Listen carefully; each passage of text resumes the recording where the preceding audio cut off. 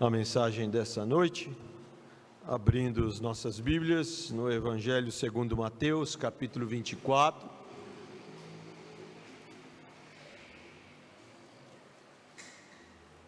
Pregação que iniciamos domingo passado, que nos fala a respeito do sermão profético de Jesus.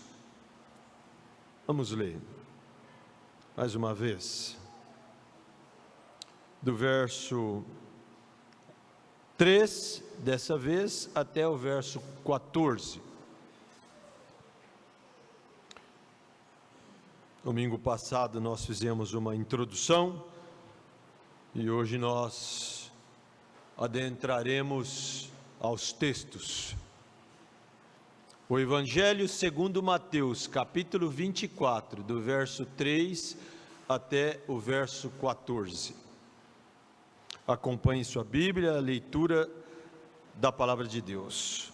No Monte das Oliveiras, achavam-se Jesus assentado quando se aproximaram dele os discípulos, em particular, e lhe pediram: dize-nos quando sucederão estas coisas, e que sinal haverá da tua vinda e da consumação do século.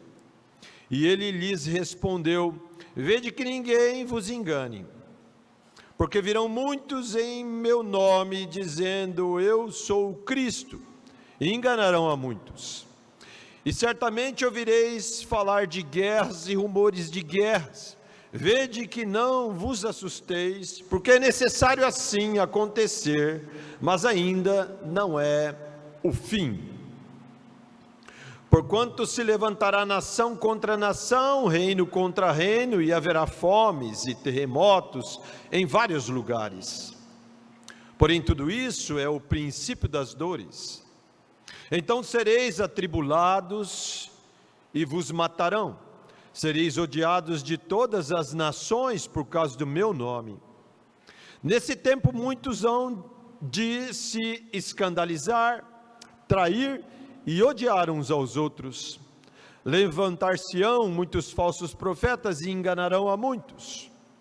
E por se multiplicar a iniquidade, o amor se esfriará de quase todos. Aquele, porém, que perseverar até o fim, esse será salvo. E será pregado este evangelho do reino por todo o mundo, para testemunho a todas as nações. Então virá o fim. O título desse segundo sermão é o sermão profético de Jesus e a missão da igreja.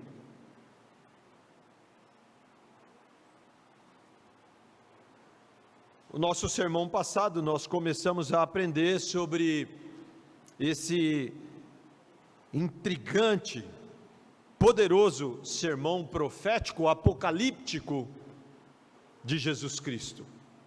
Vamos estudá-lo um pouco mais. Na ideia que esse sermão profético de Mateus 24 ensina a igreja como progressivamente as coisas acontecerão e que mesmo sofrendo perseguições, ela continuará vitoriosa, vivendo e proclamando o Evangelho. Amém? Verso 4 e verso 5. E eles lhes respondeu: vede que ninguém vos engane, porque virão muitos em meu nome, dizendo: eu sou o Cristo, e enganarão a muitos. Amados, aqui Jesus agora passa a corrigir a interpretação errada dos discípulos a respeito do fim, e assim de sua volta. E ele então, usando de palavras de alerta e de exortação: vede que ninguém vos engane, nem mesmo vocês. Vocês já estão enganados, até mesmo conjecturando essa pergunta. Antes do fim, Jesus então prediz que haveria a vinda, o aparecimento de falsos cristos. Aqui é a primeira menção, né, usada desse adjetivo, falsos cristos. Não falsos profetas, como sempre existiu até mesmo no Velho Testamento, mas agora referindo-se a ele mesmo. Falsos cristos, os quais disseminarão, desencaminharão, enganarão a muitos. Quem são esses muitos? Aqueles que persistem em ser enganados. Aqueles que persistem em ouvir aquilo que querem ouvir, não o que Deus tem a falar.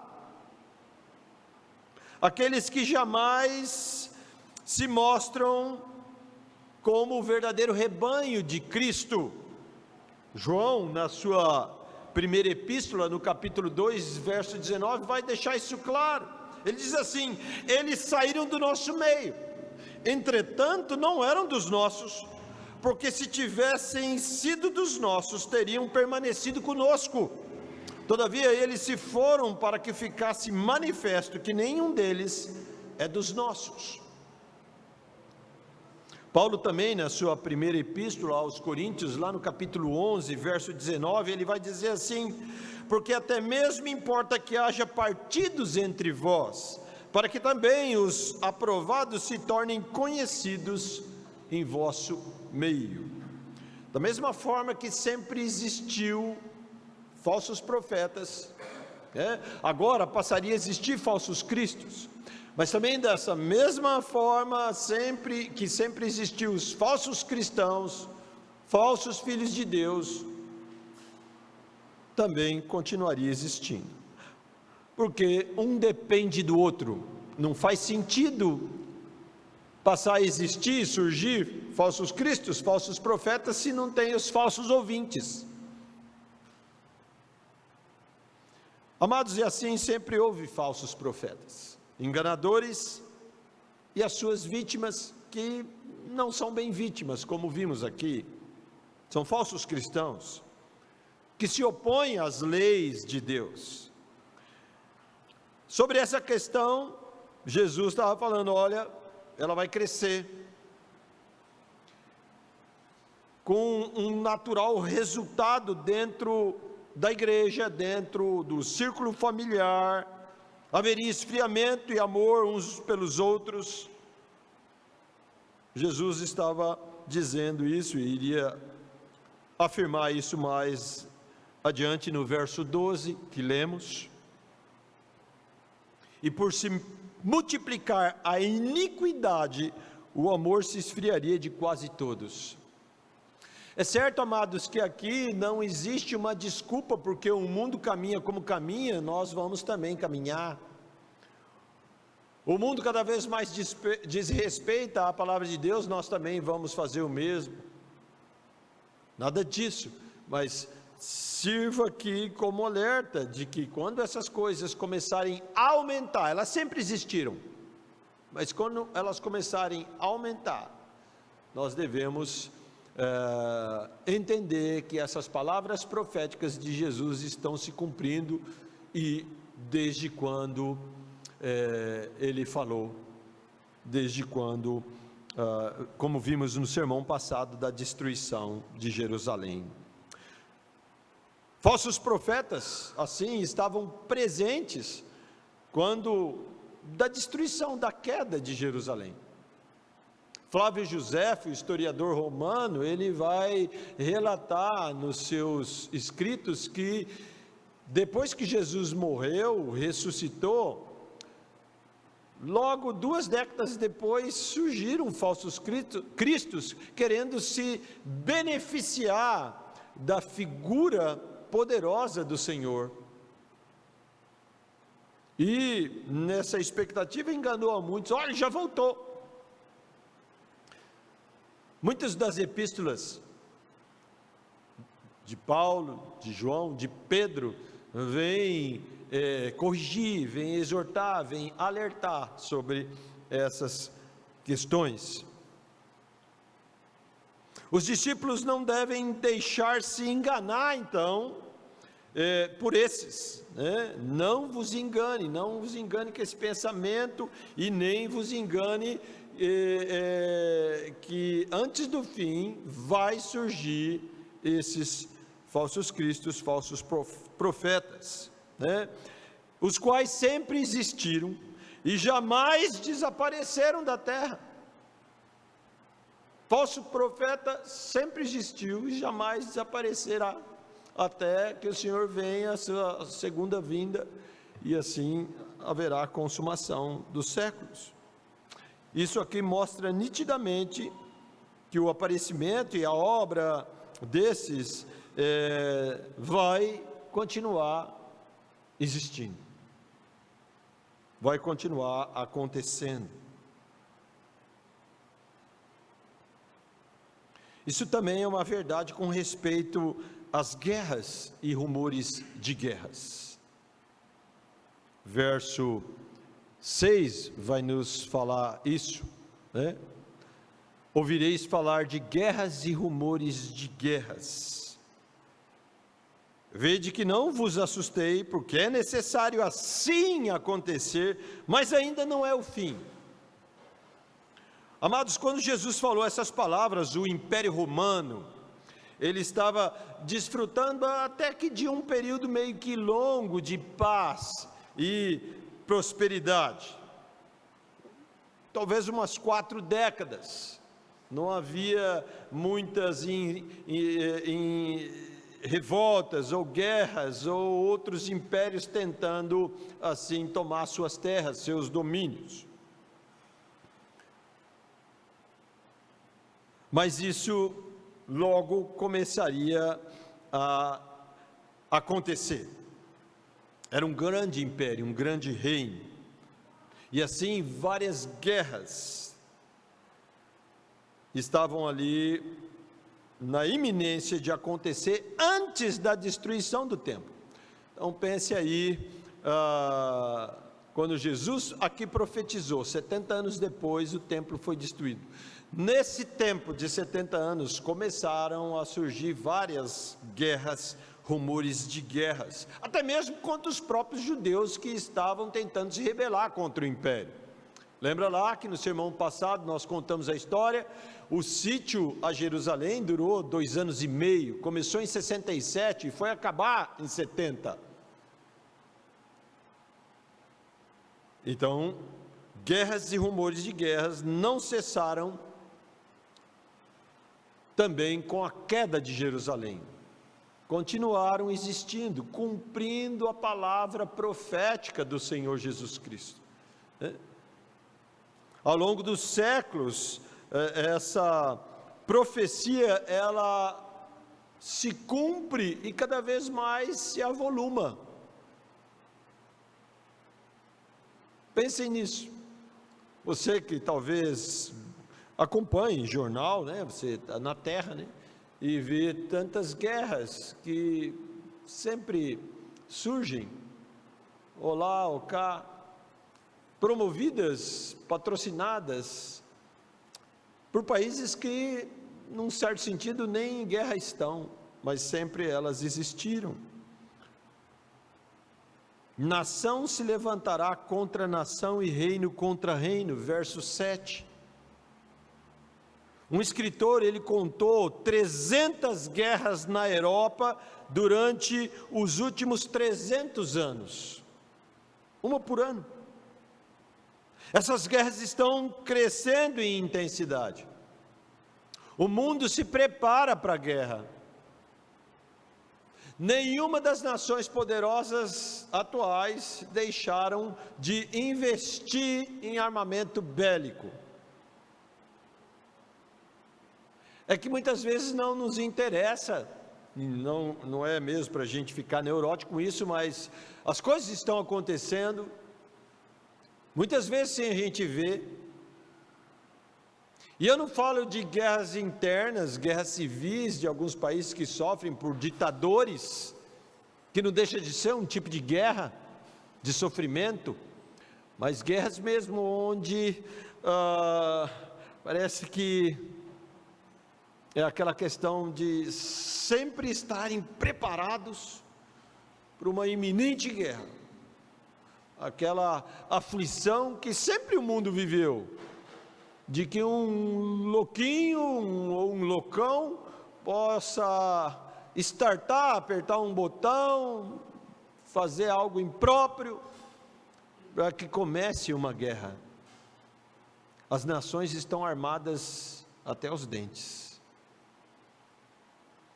Isso vai continuar acontecendo até a volta de Jesus. Não se iludem com desarmamento. Não se iludem.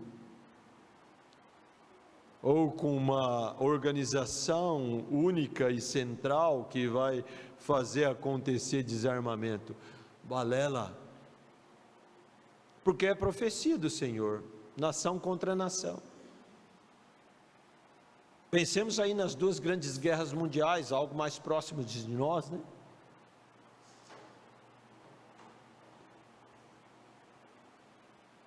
Essas guerras estão crescendo em intensidade.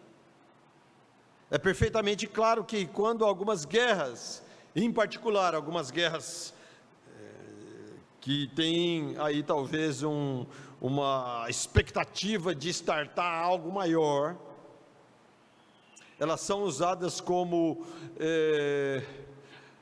pretextos para alguns falsos profetas dizer: agora vai, agora Jesus volta, e não voltou.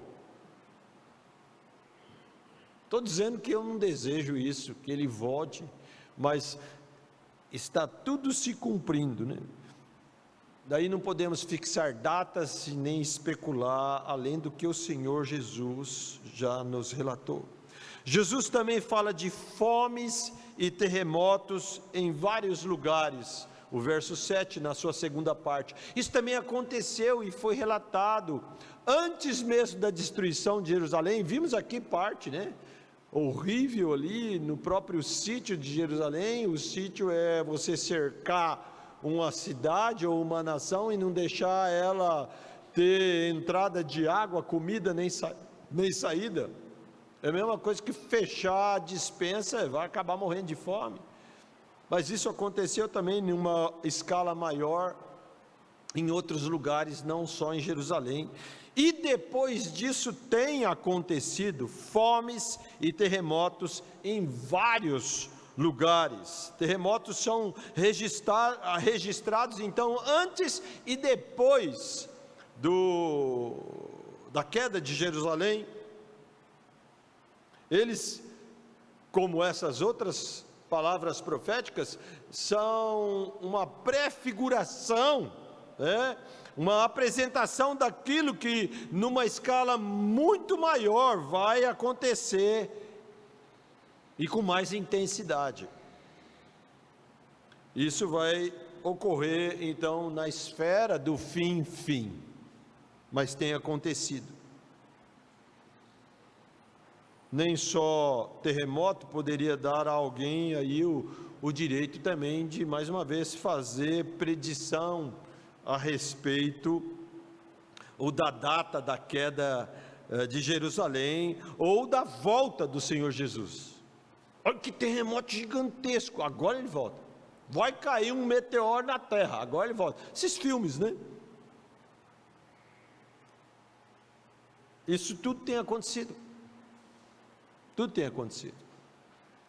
É verdade que durante o período de 60 a 80 depois de Cristo, a fome, a pestilência, os incêndios, os vulcões e os terremotos, eles assolaram o império.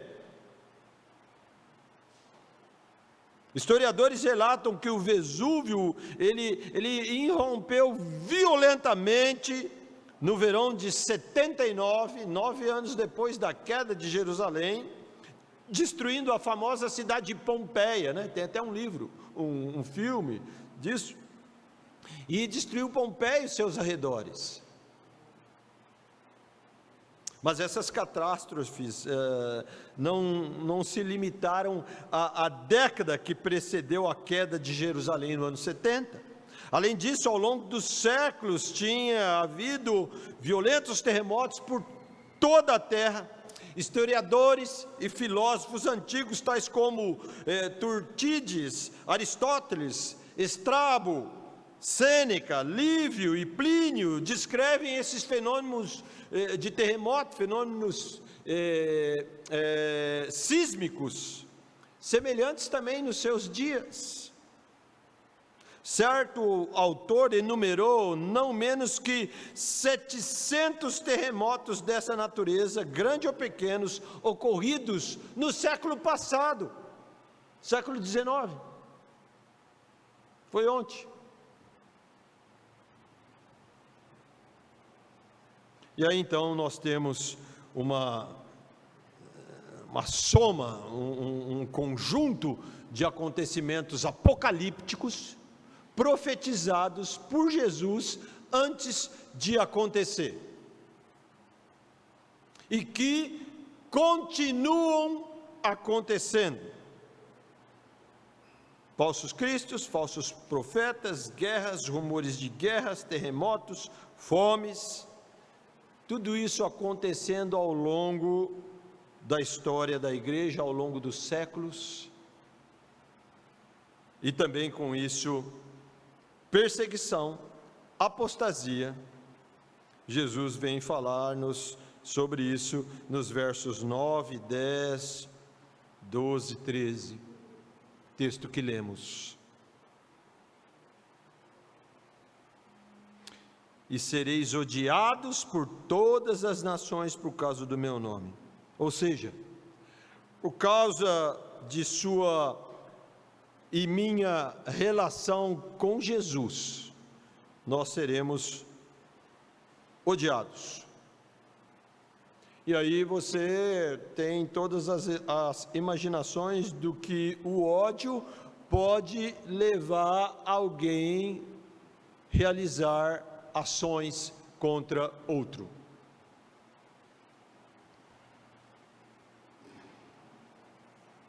E aqui Jesus falando o que aconteceria durante a vida dos apóstolos, durante a vida da igreja, antes que chegasse o fim, antes que ele voltasse.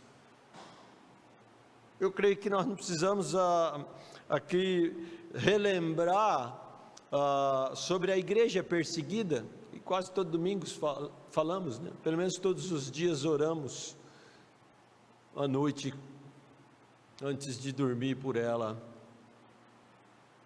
Isso é ódio. Isso retrata essa profecia que o Senhor nos deu aqui. E assim, ainda vendo no verso 6 a 8, esses eventos descritos por Jesus, né? E certamente ouvireis falar de guerra, rumores de guerra, vede que não vos assusteis, porque é necessário assim acontecer, mas ainda não é o fim. Nação contra nação vai se levantar, reino contra reino, fome, terremotos. Porém, tudo isso é o princípio das dores.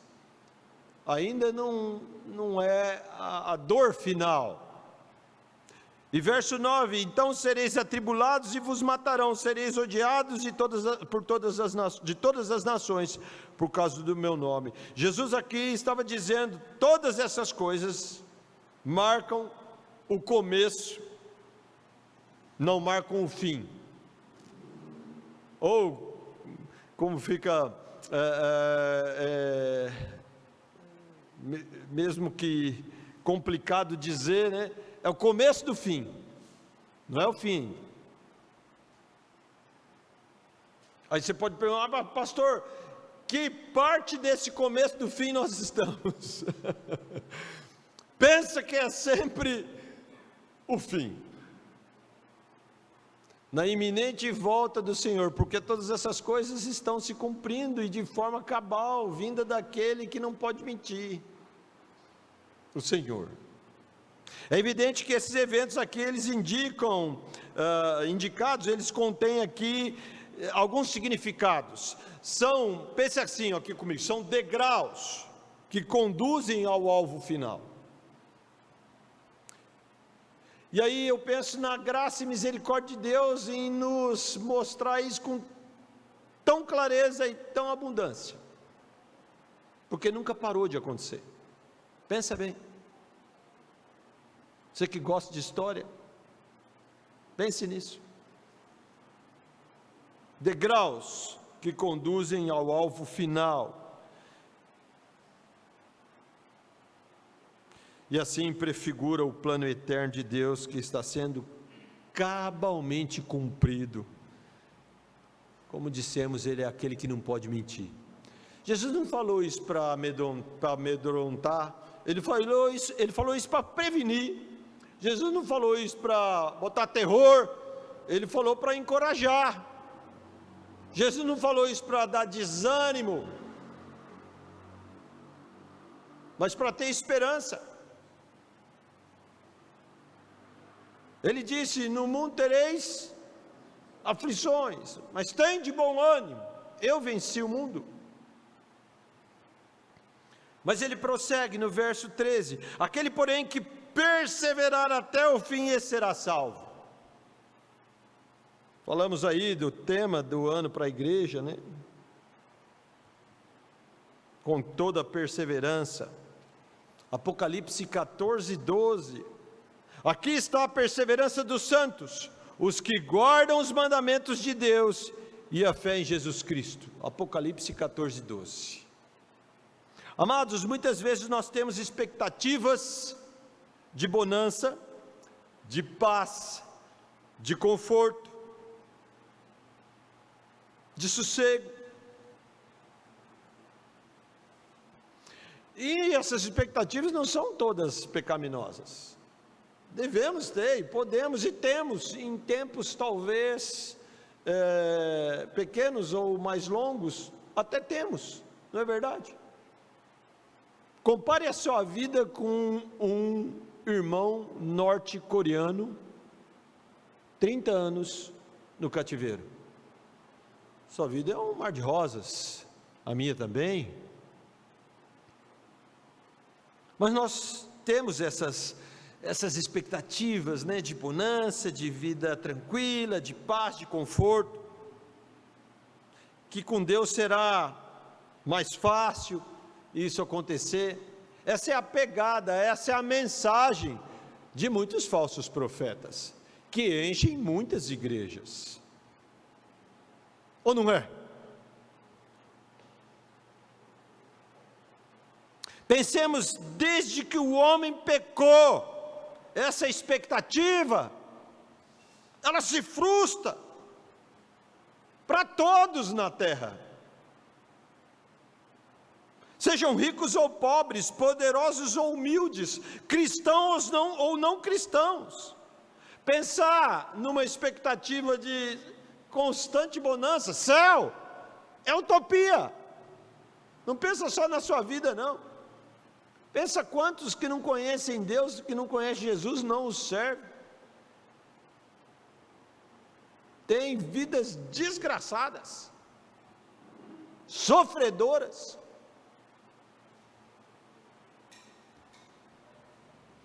Quanto a nós cristãos, sobre essa expectativa errada, nós já estamos avisados.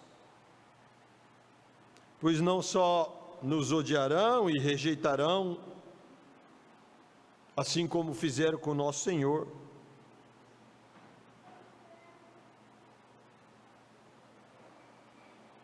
A questão não é somente sofrer ou não sofrer por Cristo.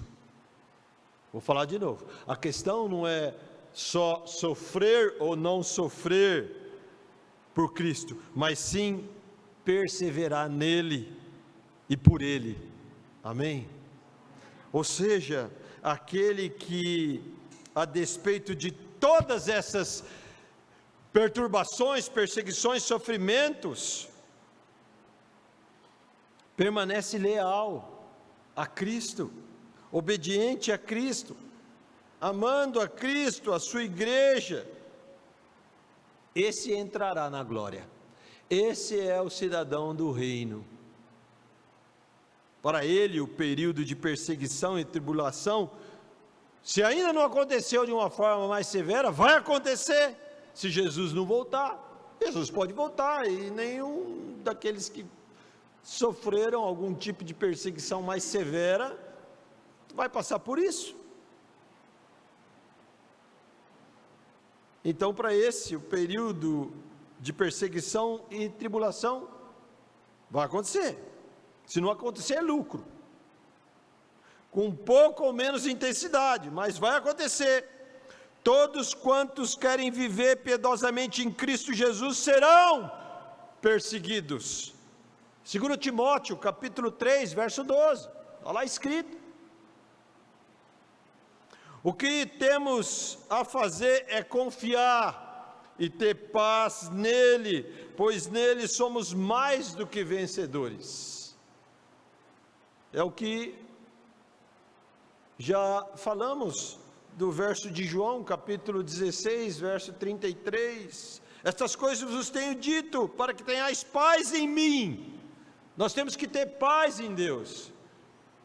Ele já nos avisou, Ele já nos deu a paz, não como o mundo a dá. No mundo passais por aflições, mas tem de bom ânimo, eu venci o mundo. Amados, a perseverança é a marca dos verdadeiros cristãos. Perseveram em fé, que só Jesus é o Salvador, não tem outro. Essa é a fé da credulidade, não da incredulidade. Nós cremos no Senhor Jesus como nosso único Senhor e Salvador, e a gente persevera em crer nisso. Nós não o negamos, assim como os nossos irmãos lá, perseguidos, tribulados, vai morrer sua mulher, seus filhos, mas eu não nego a Cristo. Assim também a história retratou os mártires no Coliseu Romano, e ao longo da história cristã, e ainda continua acontecendo.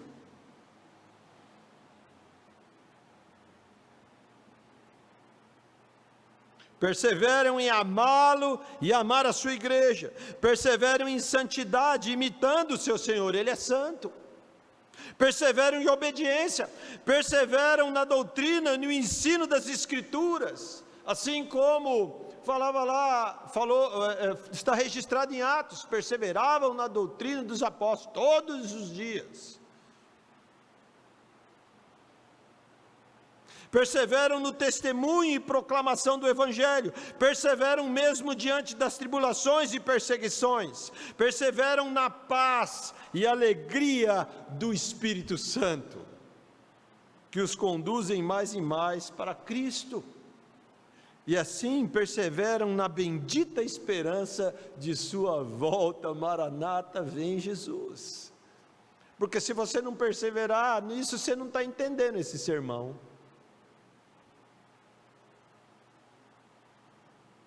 A despeito do que podemos enfrentar nesse mundo, Jesus já venceu esse mundo, e Jesus vai voltar. Nosso sofrimento não é para sempre. Para sempre será o quê? Céu, eternidade. Se isso ainda não te alegra, não te motiva e não te faz perseverar aqui, talvez como lemos lá no texto de Filipenses, se é que tem essa fé e essa esperança. Cristo é a nossa bendita esperança, a sua volta, e Ele não ia nos enganar de jeito nenhum. Oh Senhor, o Senhor jamais mentiu. Tudo, amados, tudo o que a Bíblia já falou que ia acontecer, aconteceu. E ainda o que não aconteceu, eu vou duvidar se toda a outra parte já aconteceu, mesmo antes de acontecer. Depois que Jesus aqui então dá uma advertência aos seus discípulos e a nós, é palavra que serve a nós, sobre os sinais, agora ele diz algo ainda, aqui sim, uma transição que caminha para um próximo degrau, mais próximo do fim. Entenda assim, verso 14: aqui nessa revelação profética apocalíptica progressiva, diz assim: e será pregado o evangelho do reino por todo o mundo, para testemunho de todas as nações, então virá o fim. Só que nós vamos ver que nessa questão também o evangelho já foi pregado e continua sendo pregado. Jesus estava dizendo que durante todos os eventos conclusivos da história do mundo, esses eventos apocalípticos que iriam acontecer depois de sua morte, depois da queda de Jerusalém, e continuaria acontecendo, ainda tem essa questão do evangelho ser pregado, proclamado a todas as nações. Nós devemos aqui entender que a proclamação global do evangelho não seria uma questão de umas poucas semanas, meses, anos, mas algo abrangente, um período mais extenso de tempo, muitos séculos depois, que é o que está acontecendo, e o que aconteceu conosco, o evangelho veio para cá. Somos da Igreja Presbiteriana do Brasil, o evangelho chegou aqui via missionário americano, mas chegou lá via missionários que vieram da Europa, da Inglaterra especificamente, e assim o evangelho continua. Algo que temos que entender aqui,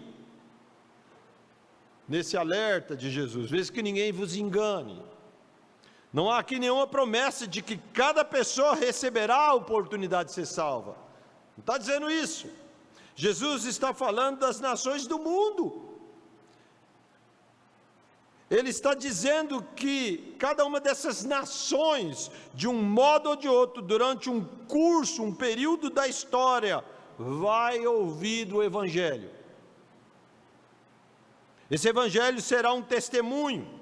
A sua aceitação ou a sua rejeição, sim, essa vai ser decisiva. Não há aqui nenhuma promessa de uma segunda chance. O que dá a noção,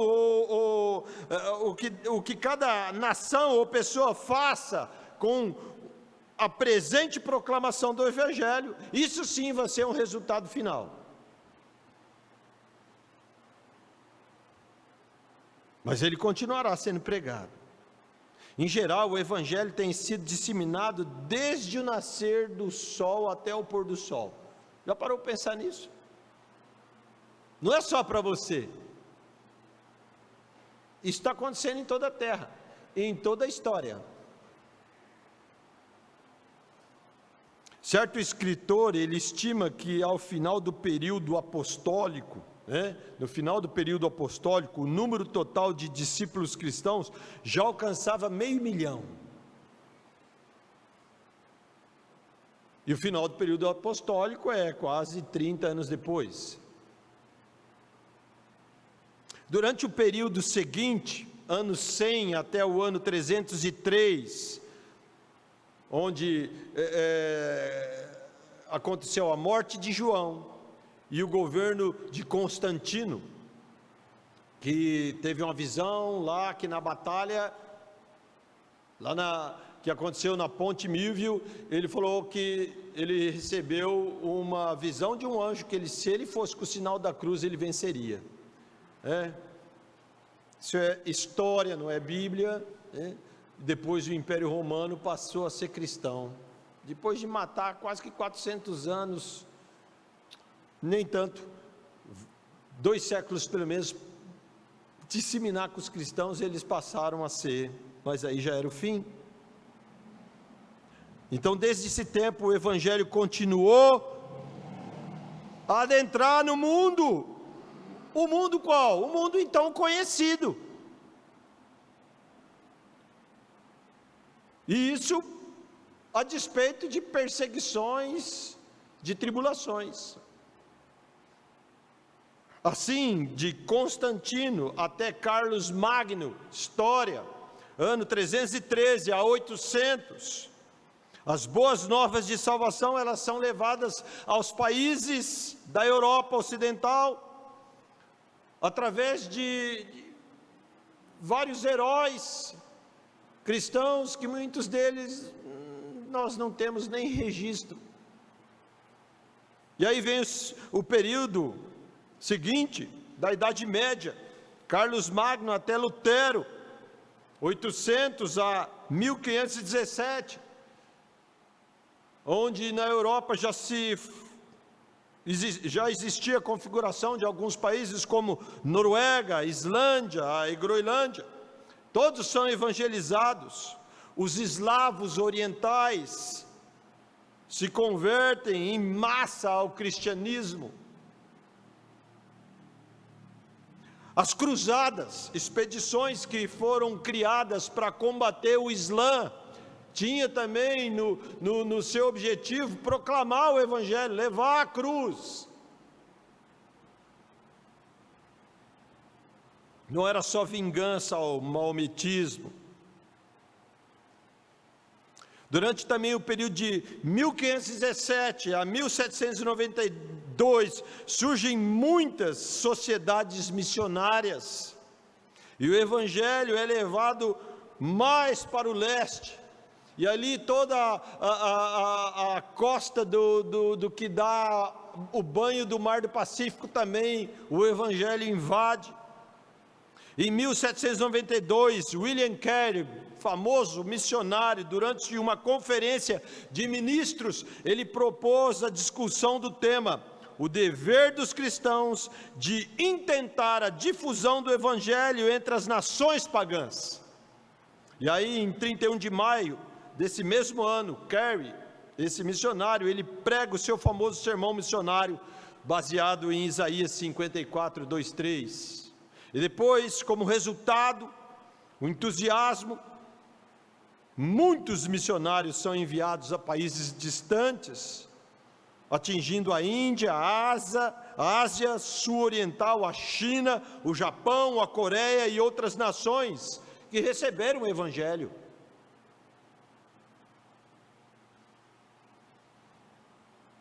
Amados, no mundo atual, presta atenção, no mundo atual e dados atuais, nós temos quase que 7 bilhões e 700 milhões de pessoas. O número total de idiomas é de 7.351 idiomas. E essas são informações do ano passado. Informações para nós de 2019. 5,6 bilhões de pessoas têm acesso à Bíblia completa, em 694 idiomas. Isso é o poder do Evangelho, é o milagre do Senhor, que vem acontecendo, é o verso 14 que estamos vendo. 805 milhões têm acesso ao Novo Testamento, 1.557 idiomas. 411 milhões têm acesso a alguma parte da Bíblia, 1.129 idiomas. E de acordo com essas informações, atualmente nós temos um total de 6,8 bilhões de pessoas no mundo que já tiveram acesso à Bíblia, em 3.380 idiomas. Isso equivale aí a 89% da população mundial. Quer dizer que 11%, menos de 1 bilhão, ainda não tem nenhum acesso à Bíblia. O desafio é grande. Esses 11% representam aí 3.971 idiomas. Mas não é uma notícia ruim, nós temos que lembrar que dessas nações, desses idiomas, várias dessas nações falam mais que um idioma. Está entendendo? Não precisa, por exemplo, ser a Bíblia em tailandês, que já tem, né? Só pegando um exemplo, mas ele também sabe inglês, então ele pode ler. ele já ouviu, ele conhece. Orem pelos missionários, pelos tradutores de Bíblia.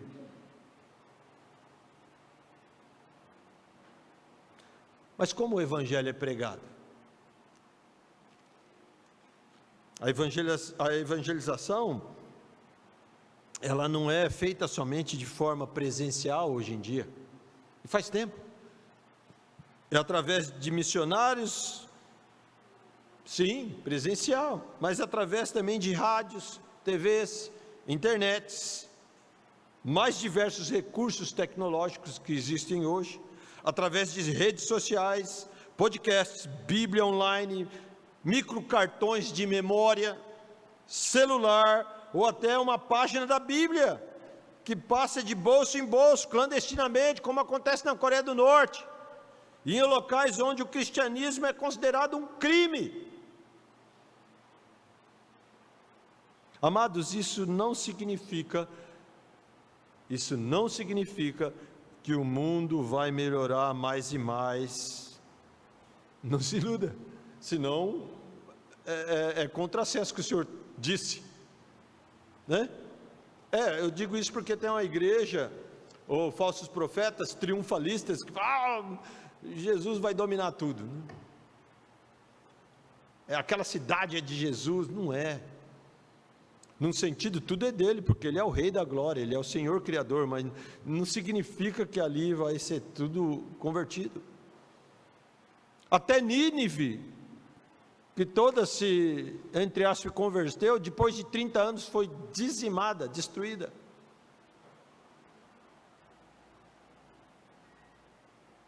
Mas significa que a pregação do Evangelho a todas as nações é o primeiro sinal preliminar do retorno de Cristo. Opa! Está acontecendo. E que essa pregação acontece através de quem?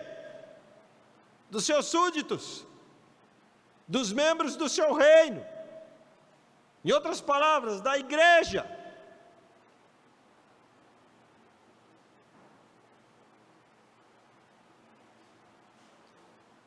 Desde quando? Desde os tempos apostólicos.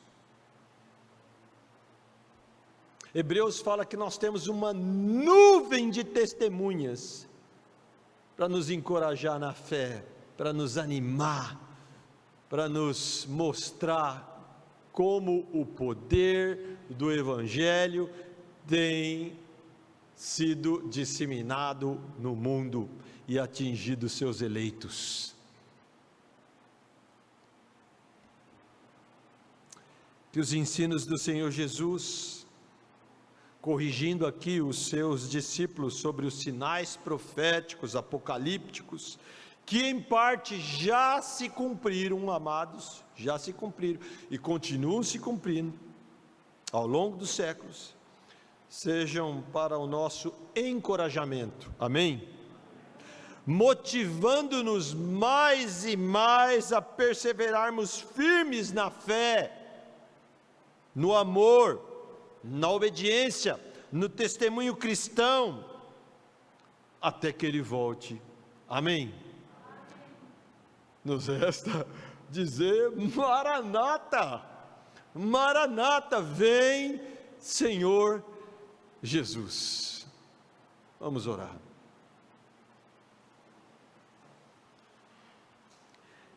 Querido Senhor Jesus, amado Salvador, Redentor, nosso Rei, muito obrigado pelas Tuas palavras, que manifestam não só a Tua verdade e poder em fazer acontecer tudo o que tem acontecido, desde quando o Senhor falou, mas principalmente pela sua misericórdia e graça, em nos avisar antes mesmo que estas coisas todas aconteçam, e nos fazer protagonistas dessa história, autores dessa história, e que na força do Senhor, usados pelo Senhor para a sua honra e glória, somos a voz do Evangelho, a anunciar às nações. Que privilégio, Senhor, que missão maravilhosa. Não a deixemos apenas para aqueles que estão fora da nação, porque eles só estão fora para pegar o Evangelho, porque existe uma igreja dentro que envia, que sustenta, que ora, que ensina, que persevera. Oh Deus da glória, nós te louvamos por esse sermão profético, que acerta o nosso ponteiro, o nosso cronos, o nosso tempo, do fim, da nossa missão e da tua volta gloriosa. Louvado seja o Senhor, hoje e por todos os séculos.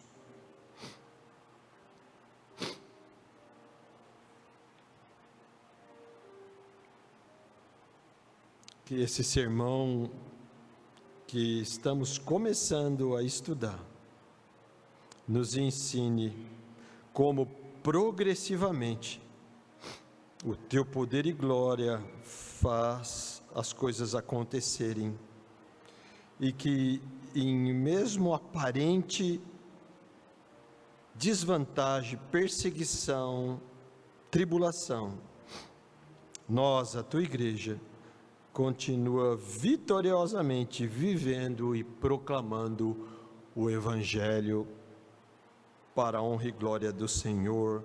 Amém. Vamos louvar o Senhor com o hino 304.